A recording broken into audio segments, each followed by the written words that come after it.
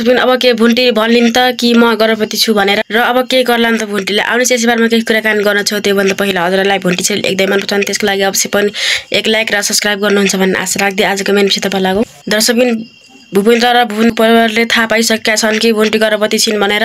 भूपेन्द्रले phone गरेर भनिसकेका छन् कि भूपेन्द्रले थाहा पाएर भुन्टी गर्भवती छिन् भनेर आफ्नो बुवा आमालाई भनिसकेका थिए। त्यसपछि बुवाले भन्नुभयो कि एकदम खुसीको कुरा सुनाए बाबु, अब बुहारीलाई घर ल्याएर राम्रोसँग राख, तिमीहरू यस्तो नगर भनेर सम्झाउनु भएको छ। तर बालकुमारीले भने यता लिन जानु पर्दैन, त्यो आफै आउँछ, नत्र त्यसलाई खोज्दै जानु पर्दैन, त्यो निकै घमण्डी बाँकी छ, त्यसलाई कति दिनसम्म यस्तो गरेर पुग्ने रहेछ भनेर आफै आउँछ भनेर बालकुमारी भनेकी छिन्। भूपेन्द्र पनि पछि आफै आउँछ भनेर विभिन्न ढुक्कले बसेका छन्। तर भुन्टीले भने पछि जान सक्छन् किनकि आफ्नो सन्तानको लागि आफ्नो घर परिवार निकै आवश्यक हुन्छ, त्यसैले भुन्टी जान पनि सक्छिन्।